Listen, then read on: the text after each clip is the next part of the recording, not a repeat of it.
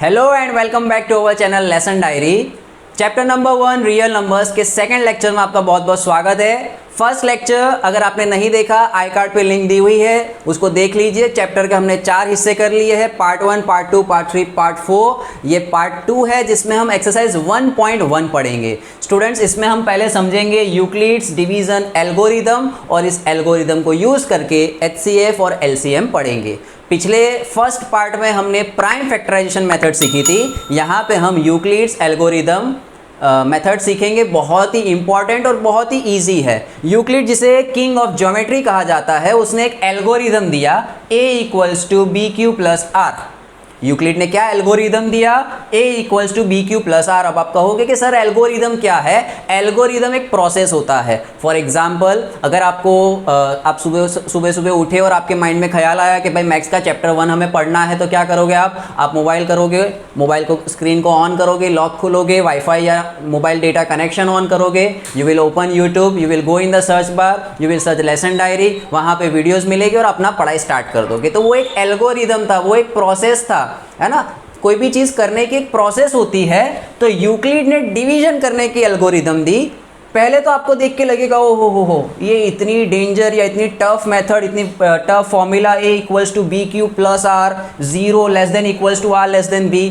लेकिन स्टूडेंट, ये second third में हम करते आए हैं। हाँ, सेकेंड थर्ड में ये चीज़ आप करते आए हो। किस तरीके से? सपोज फॉर एग्जाम्पल ये किया ना आपने सेकेंड थर्ड में, 7 / 5 कैसे करते थे?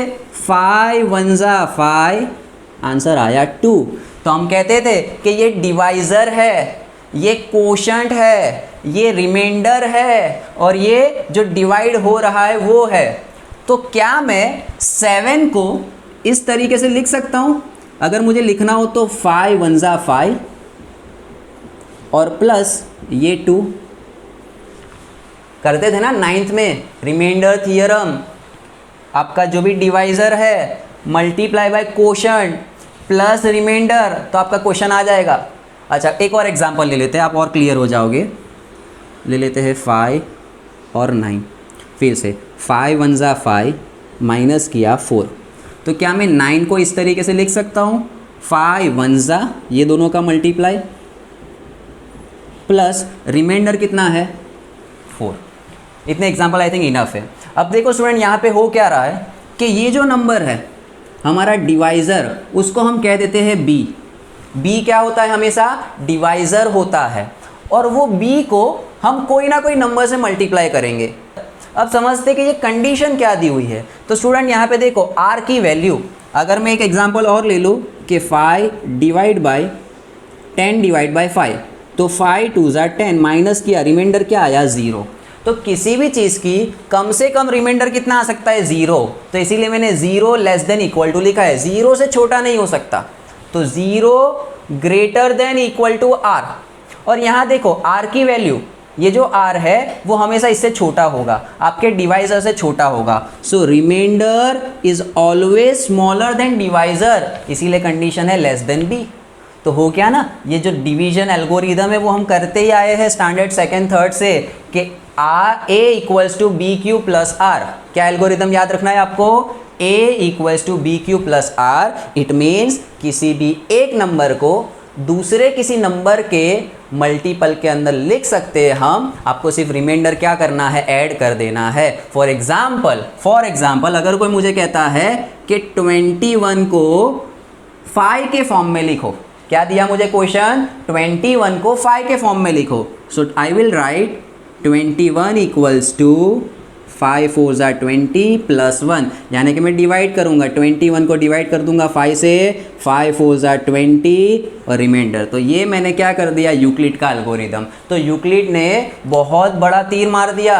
हाँ, यही चीज़ को उसने फॉर्मूला में कन्वर्ट कर दी। ये जितना आपने ये जो पढ़ा, ये जो हम कर रहे थे खेल, वही उसने एक फॉर्मूला दे दी, एक एल्गोरिदम दे दिया कि कोई भी दो नंबर उनको उनको एक दूसरे के फॉर्म में लिखना हो, डिवीजर के फॉर्म में लिखना हो, तो a = bq + r, where r is <= 0 और b। ये एल्गोरिदम आप अच्छे से लर्न कर लो, नोट कर लो। तो हम एक्सरसाइज 1.1 का क्वेश्चन नंबर 1 करते हैं, जिससे आपको आइडिया आ जाएगा कि ये एग्जैक्टली किस तरीके से वर्क करता है। ओके, एक्सरसाइज का first question 135 and 225। First question हमें फाइंड करना है HCF ऑफ 135 एंड 225। एक मेथड थी प्राइम फैक्टराइजेशन, उससे आप कर सकते हो, लेकिन एग्जाम में स्पेसिफिकली कहा है बाय यूक्लिड्स डिवीजन एल्गोरिदम, तो आपको ये एल्गोरिदम का यूज़ करना है। एल्गोरिदम का यूज़ कैसे करेंगे? तो जो छोटा नंबर होता है उसको आपको b ले लेना है, जो बड़ा नंबर होता है उसको a लेना है। तो आपका यूक्लिड का एल्गोरिदम क्या कहता है? a is equals to b q plus r. तो मैं a किसे लूँगा? हमेशा बड़ा नंबर, दोनों में से बड़ा नंबर कौन है? 225 इज इक्वल्स टू, यहाँ पे छोटा नंबर कौन है आपका? 135, तो उसको मैंने ले लिया b। अब ये जो q है, तो आप ही सोचो कि 135, यहाँ पे 225 को डिवाइड कर दो 135 से, तो 135 1 ज़ा 135, और आपका रिमाइंडर यहाँ पे आएगा 0 0 cut, this will be 12 minus 3 9, reminder आया 90। तो यहाँ पे आपका रिमाइंडर कितना बचा? 90। So this was first step कि मैंने 225 को इस फॉर्मेट में यूक्लिड के एल्गोरिदम के फॉर्म में लिख दिया। क्या किया मैंने? 225 इज इक्वल्स टू, सॉरी यहाँ स्टूडेंट्स में एक चीज़ भूल गया, 135 multiply by 1, 135 multiply by 1 plus 90। So this was our first step. अब क्या करो स्टूडेंट्स, अब ये दो नंबर ले लो, तो 135 बाहर बैठेगा और अंदर कौन आ जाएगा? 90। अब आप साइड पे क्या करो, कहीं पे 135 उसको डिवाइड करो 90 से। एक्चुअल में तो आपको ये सब चीज़ें माइंड में ही करनी है। तो 90 1 ज़ा 90 और ये बचेगा 45। तो अब मैं क्या लिखूँगा? 90 1 ज़ा 90 प्लस रिमाइंडर कितना आया? 45। ये आपको करते रहना है। कब तक करना है? जब तक यहाँ पे रिमाइंडर कितना नहीं आता? 0 नहीं आता है। अब आप बड़ा नंबर 90 और छोटा नंबर कौन है? 45। बड़े नंबर को बाहर ले लो, 90 इज इक्वल्स टू छोटा नंबर कौन है? 45। और हमें पता है स्टूडेंट्स 45 2 ज़ा 90, डायरेक्टली 45 2 ज़ा 90, रिमाइंडर कितना बचेगा? 0। जैसे ही रिमाइंडर 0 आया उसके ऊपर वाला आपका HCF, जैसे ही रिमाइंडर 0 आता है उसके ऊपर वाला जो नंबर होगा वो आपका HCF होगा। आप यहाँ पे टैली भी कर सकते हो, ये दोनों सेम रहेंगे। अगर आप ये सेम सीक्वेंस में करते हो तो ये जो ऊपर वाला नंबर है वो आपका HCF होगा। प्राइम फैक्टराइजेशन मेथड से आप फाइंड करना 135 और 225, उनका HCF आएगा 45। सो स्टूडेंट्स, बहुत ही सिंपल मेथड, फॉर्मूला गोखना नहीं है, समझना है। किसी भी नंबर को किसी भी नंबर के फॉर्म में लिख सकते हैं। 7 को 5 के फॉर्म में लिखना था तो जो भी डिवाइज़र था multiply by quotient plus reminder, a equals to b q plus r. Condition है 0 greater than r greater than equal to 0 less than b। I hope so आपको ये समझ में आया होगा। फटाफट इतना नोट डाउन कर लो, फिर क्वेश्चन 2 करते हैं। ओके स्टूडेंट्स, नेक्स्ट क्वेश्चन 2 और क्वेश्चन 3 करते हैं। पहले क्वेश्चन नंबर 1 का 2 ले लेते हैं। हमें 867 और 255 का HCF ढूंढना है। जो बच्चों को समझ में नहीं आया वो फिर से ध्यान दे, इजी मेथड है, अच्छे से समझ में आ जाएगी। 867, उसको बड़े नंबर को बाहर ले लो, छोटा नंबर कौन है? 255, उसको अंदर लो, मल्टीप्लाई बाय 255 को किससे मल्टीप्लाई करूंगा तो इसके आसपास का नंबर मिलेगा। अगर स्टूडेंट मैं 4 से करूंगा ना तो 4 2 ज़ा 8, 800, लेकिन बहुत बड़ा हो जाएगा इससे। अब 3 से करो तो 255 इंटू 3, 3 5 ज़ा 15, 3 5 ज़ा 15 16, 3 2 ज़ा 6 7।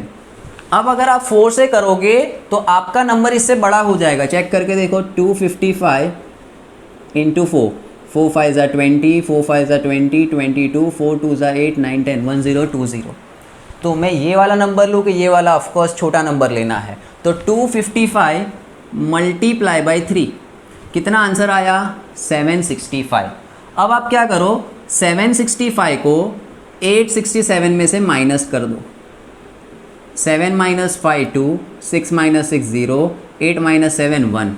तो रिमाइंडर कितना बचा 102। ये हम क्या खेल खेल रहे हैं, आपको ना समझ में आता हो तो आप ऐसा कर सकते हो 867 डिवाइड बाई 225, फिर इसको 3 से करोगे तो आपका आंसर आएगा 765, फिर माइनस करोगे तो रिमाइंडर बचेगा 102। यही किया है हमने, लेकिन अब 10th में आ गए, इतना सारा टीडीएस वर्क नहीं करना, थोड़ा स्मार्ट बनना है। डायरेक्टली 255 3 जा 765 आया, उसमें से 867 में से माइनस किया, रिमाइंडर क्या बचा 102।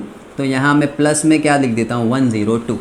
अब इसकी बारी, बड़ा नंबर कौन है 255, छोटा कौन है 102। डिवाइज़र और रिमाइंडर को लेना है, चलो डिवाइज़र को बाहर ले लो, 255 इज इक्वल्स टू रिमाइंडर के फॉर्म में लिखेंगे 102। अब 102 को किससे मल्टीप्लाई करूँ, 3 से करूँगा तो 300 हो जाएगा। हमें हमेशा ये नंबर या इससे छोटा चाहिए, तो 102 को 2 से करता हूँ, तो 102 को 2 से करूँगा तो आएगा 204। 255 में से माइनस कर देता हूँ, सो 5 - 4 1, ये आया 51। सो यहाँ रिमाइंडर कितना बचा 51। अब फिर से ये जो डिवाइज़र है 102 और रिमाइंडर है 51, इसके फॉर्म में लिखूँगा। मुझे पता है 51 2 ज़ा 102, 51 2 ज़ा 102, रिमाइंडर कितना आ गया 0। आपको कब तक करते जाना है, जब तक रिमाइंडर कितना नहीं आ जाता, 0 नहीं आ जाता। अब सर HCF कौन, तो आप ऐसा याद रख सकते हो, ये 0 के ऊपर वाला। और अगर नहीं याद रहता है तो ये याद रखो कि डिवाइज़र, सबसे छिल्ला डिवाइज़र, लास्ट में जो डिवाइड करने आया वो, तो यहाँ पे HCF किसका 867 and 255 will be equals to 51 is our answer. अब ये वाला क्वेश्चन करते हैं।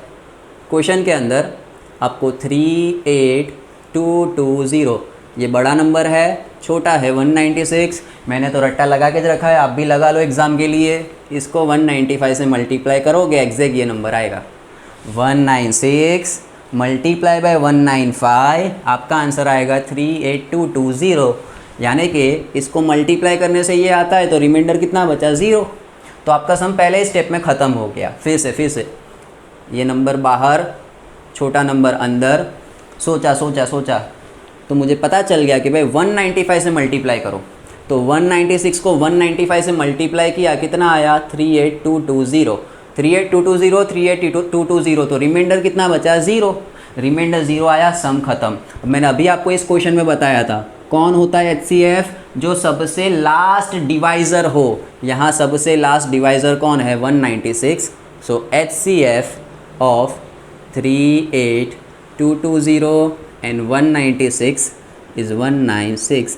Second question, show that any odd positive integer is of the form 6q plus 1, 6q plus 3 और 6q plus 5। हमें प्रूव करना है कोई भी positive odd integer, positive odd integer यानी 1 3 5 7 9 इनफाइनाइट तक, वो सबके सब इस फॉर्मेट में लिखे जा सकते हैं, ऐसा प्रूव करना है। ओके, पहले तो हम इस क्वेश्चन को सॉल्व करने के लिए, बहुत इंपॉर्टेंट क्वेश्चन है स्टूडेंट्स बोर्ड एग्जाम के लिए, हम यूक्लिड का डिवीजन एल्गोरिदम लिख देते हैं। क्या है division algorithm, A equals to BQ plus R, ये आपको अच्छे से लर्न रखना है। ओके स्टूडेंट, कंपेयर करो ये दोनों इक्वेशन को।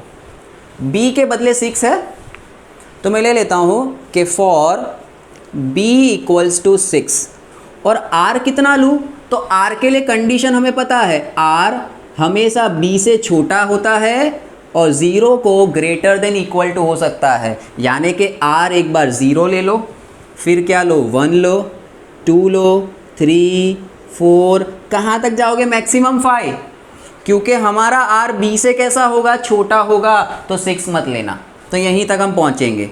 ओके, अब नेक्स्ट स्टेप, अब मैं A की अलग अलग वैल्यू फाइंड करता हूँ। A इज इक्वल्स टू, एक बार B को लेता हूँ मैं 6, Q का Q प्लस R लेता हूँ 0। क्या कर रहा हूँ स्टूडेंट, मैं इस इक्वेशन में ये वैल्यूज़ पुट करता हूँ एक एक करके। तो एक बार A कितना मिला 6, Q का Q प्लस R के बदले डाल दिया 0। अब A इक्वल्स टू B के बदले 6, Q के बदले Q प्लस R के बदले कितना ले लेता हूँ 1। ओके, एक बार स्टूडेंट B के बदले 6, Q का Q और R के बदले अब कितना ले लेता हूँ 2। A is equals to 6Q plus 3। Similarly और आगे बढ़ेंगे हम तो आएगा a is equals to 6q plus 4 और a is equals to 6q plus 5।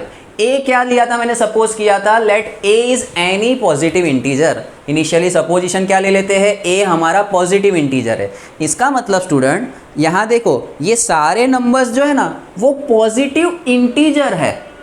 अब उसमें से ये वाला इवन होगा, ये वाला भी इवन होगा और ये वाला भी इवन होगा।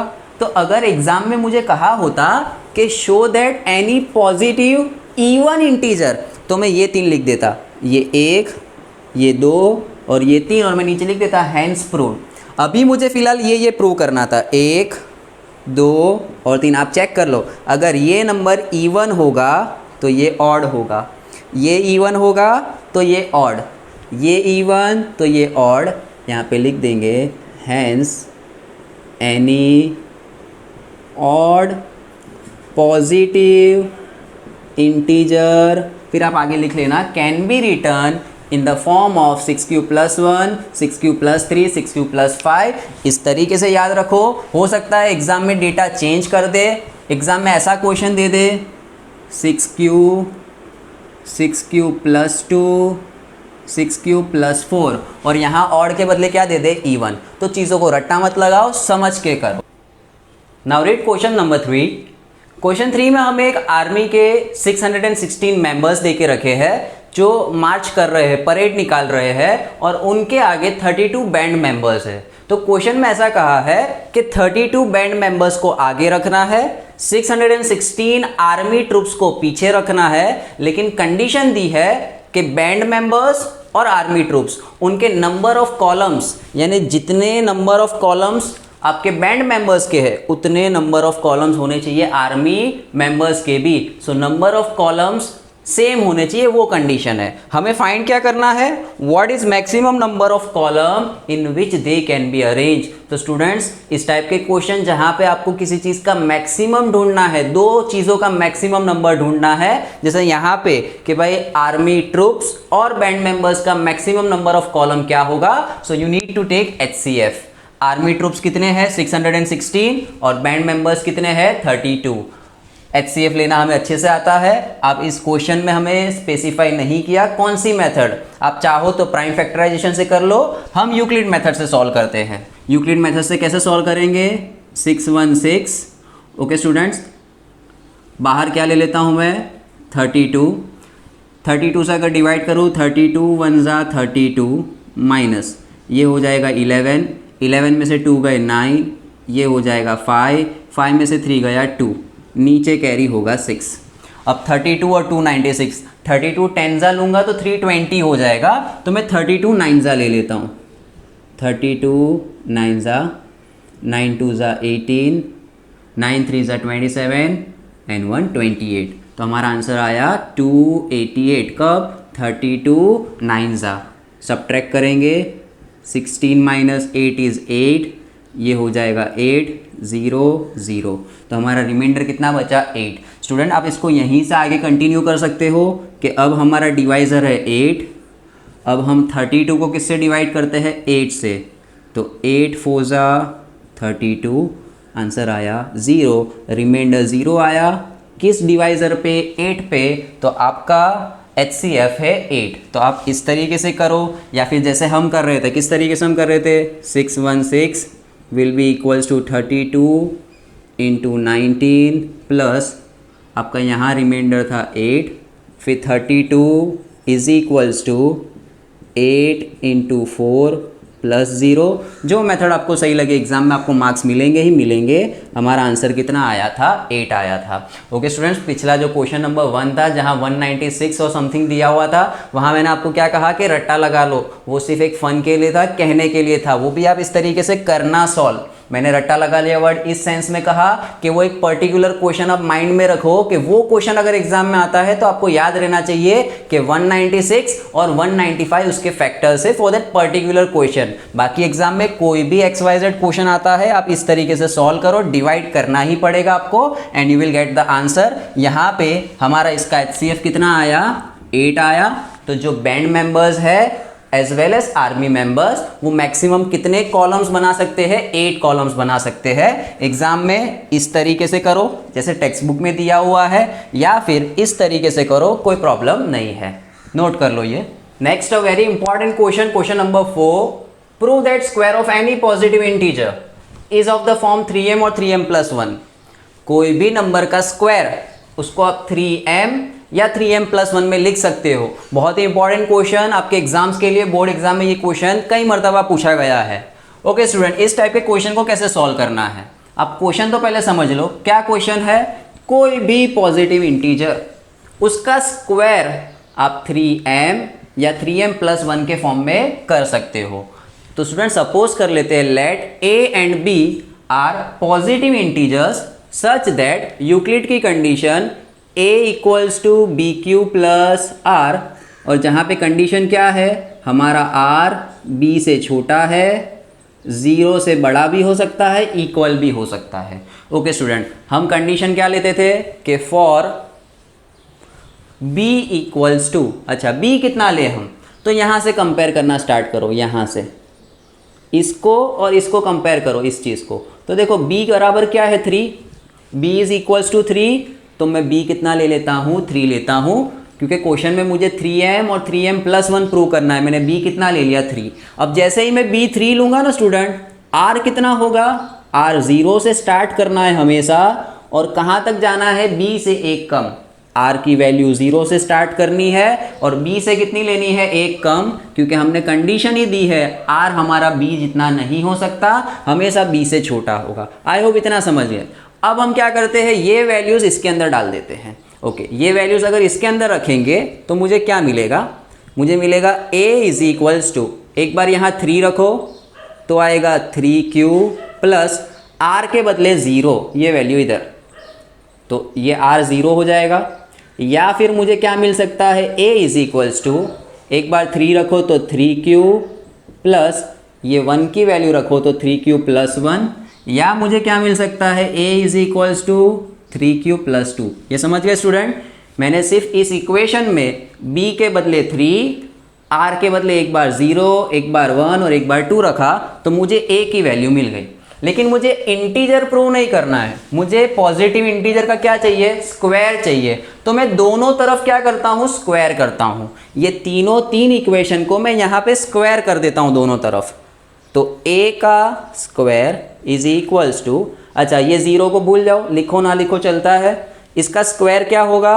a होल स्क्वायर 3q का होल स्क्वायर। सिमिलरली ये इक्वेशन ले लेते हैं इधर, a whole square is equals to 3q plus 1 whole square, और ये इक्वेशन ले लेते हैं कि a whole square is equals to 3q plus 2 whole square. क्या किया? तीनों इक्वेशन लिख दिए और तीनों को दोनों तरफ क्या कर दिया? स्क्वायर कर दिया, क्योंकि हमें पूछा क्या है? स्क्वायर पूछा है। इज इक्वल्स टू, चलो स्टूडेंट इसको सॉल्व करते हैं। 3q का होल स्क्वायर, 3 का स्क्वायर 9 और q का स्क्वायर q स्क्वायर, इसको सॉल्व करो तो ये होल स्क्वायर की फॉर्मूला लगेगी a square plus 2ab plus b square, तो 3q का होल स्क्वायर आएगा 9q square plus 6q plus 1। इसको ओपन करो तो ये हो जाएगा 9q स्क्वायर प्लस 3 2 ज़ा 6 2 ज़ा 12q प्लस 2 का स्क्वायर 4। आई होप आपको होल स्क्वायर ओपन करना आता है। ओके, इतना तो हो गया। अब क्या करें सर? हमको इस नंबर को इस फॉर्मेट में बताना है। ये भी a स्क्वायर, ये भी a स्क्वायर, ये भी a स्क्वायर, तो सब a स्क्वायर तो है, लेकिन a स्क्वायर इस टर्म में नहीं, इस टर्म्स में चाहिए। तो मैं क्या करता हूँ, यहाँ से 3 कॉमन ले लेता हूँ। क्या करते स्टूडेंट? हम यहाँ से 3 कॉमन ले लेते हैं। तो इसमें से 3 कॉमन लूँगा तो अंदर में क्या बचेगा? 3q स्क्वायर बचेगा। यहाँ से मैंने 3 कॉमन लिया तो अंदर क्या बचेगा? 3q square. सिमिलरली यहाँ से 3 कॉमन लो, तो 3 कॉमन लोगे तो अंदर क्या बचेगा? 3q square plus 2q। मैंने सिर्फ इतने पोर्शन में से कॉमन लिया। क्या कॉमन लिया? 3 कॉमन लिया, तो ब्रैकेट में इतना बचा और +1 का +1। ओके, अब यहाँ पे स्टूडेंट मैं थोड़ी देर के लिए क्या 4 के बदले ऐसा लिख सकता हूँ 3 + 1? ऐसा क्यों लिख रहा हूँ आपको अभी पता चल जाएगा। इसमें से 3 कॉमन लो, तो 3 कॉमन लोगे तो क्या आएगा स्टूडेंट, यहाँ बचेगा 3q² प्लस यहाँ बचेगा 4q प्लस ये 3 कॉमन ले लिया तो क्या बचा 1। मैंने सिर्फ इतने में से कॉमन लिया +1 एज इट इज़। अब देखो ध्यान से देखो स्टूडेंट, 3 और इसको अगर मैं थोड़ी देर के लिए माइंड में क्या ले लूँ m, तो देखो आ गया 3m। ये रहा 3 और इस वैल्यू को मैं थोड़ी देर के लिए क्या कह दूँ m, तो देखो आ गया m, 3m + 1। इसको भी थोड़ी देर के लिए माइंड में क्या कह दूँ m, तो आ गया 3m + 1। thus proved this is equals to 3m। ये आया 3m + 1 और ये वैल्यू भी आई 3m + 1। अब पता चला मैंने क्यों यहाँ पे 4 को स्प्लिट कर दिया, स्प्लिट नहीं करता तो वहाँ 3m + 4 आता।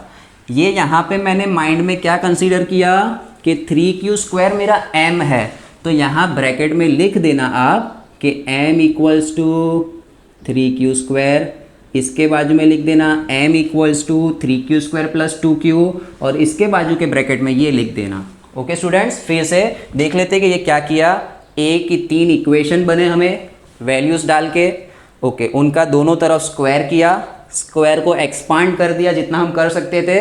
अब इस फॉर्म में लाना था हमें, इसीलिए मैंने यहाँ से 3 कॉमन, इतने पोर्शन में से 3 कॉमन और इतने पोर्शन में से 3 कॉमन लिया और कैसे भी करके मैंने क्या अरेंज कर दिया 3 times something, 3 times something + 1, 3 times something + 1। Hence proved, हमें यही प्रूव करना था, hence square of any positive integer can be written in the form of 3m और 3m + 1।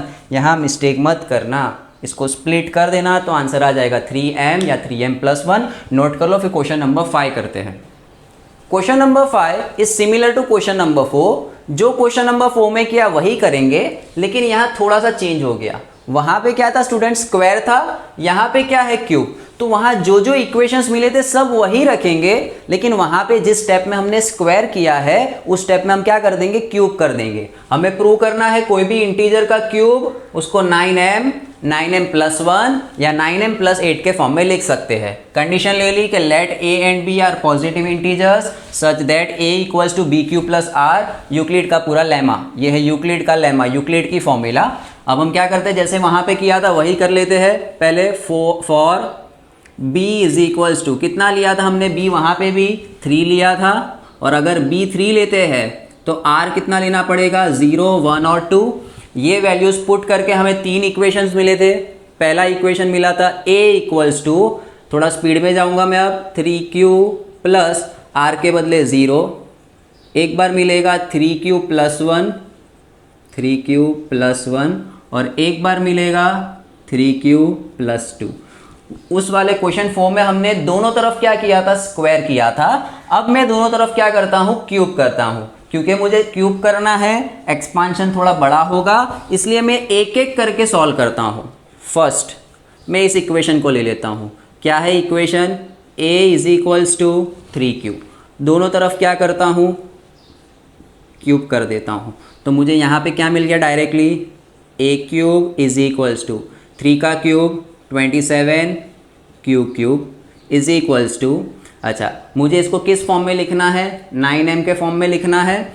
तो यहाँ से 9 कॉमन ले लेता हूँ, 9 बाहर, अंदर क्या बचेगा स्टूडेंट्स, 3q³। सो a³ = ये जो है इसको थोड़ी देर के लिए माइंड में क्या कह देता हूँ मैं, m। तो हो गया 9m, जहाँ पे हम लिख देते हैं वेर m = 3q³। ओके, अब हम सेकेंड पोर्शन लेते हैं, ये वाला इक्वेशन। ये इक्वेशन में हम क्या करेंगे, दोनों तरफ क्यूब करेंगे। तो a³ = 3q +1, उसका क्या करना है, आपको क्यूब करना है।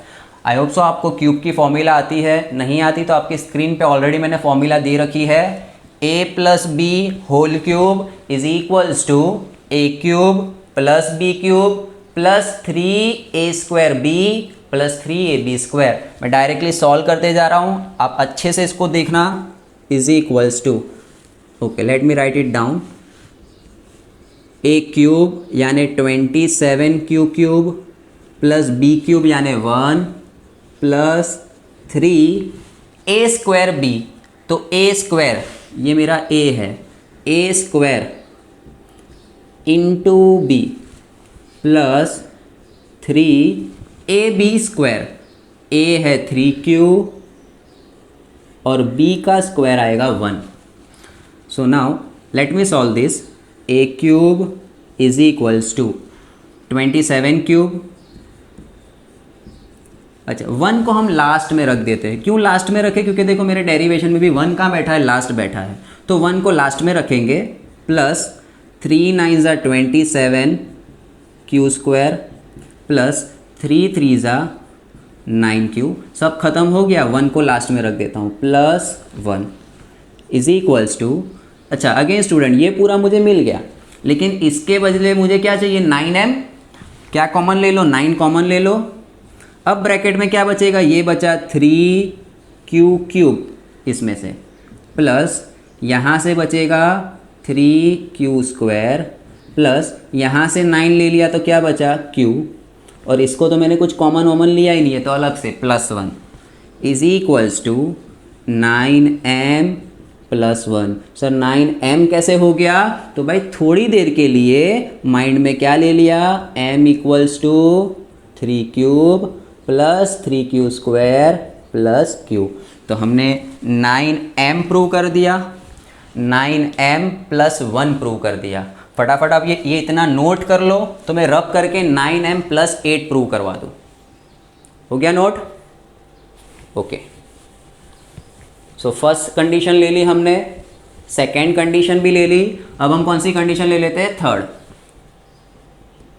थर्ड कंडीशन है a is equals to 3q + 2, दोनों तरफ क्यूब करता हूँ तो a³ इज इक्वल्स टू, मैं डायरेक्टली क्यूब करता हूँ स्टूडेंट्स, क्यूब करेंगे तो क्या आएगा, इसका क्यूब, ओके मैं यहाँ पे ही लिख देता हूँ a³ और होल क्यूब, इसका क्यूब आएगा 27q³ प्लस 2 का cube 8, a³ plus b³ plus 3a²b, 3a²b, तो यहाँ पे आएगा a², 9q² into 2 plus 3ab², 3q into b का स्क्वायर 4। सिंपली स्टूडेंट्स मैंने a + b होल क्यूब किया है। अगर आपको होल क्यूब नहीं आता तो पहले थोड़ी सी प्रैक्टिस होल क्यूब की कीजिए, तो ये बहुत ही ईजी हो जाएगा। इज इक्वल्स टू 27q³ हम देख सकते हैं हमारे डेरिवेशन में 8 लास्ट में बैठा है, तो ये जो 8 है उसको लास्ट में रख देंगे।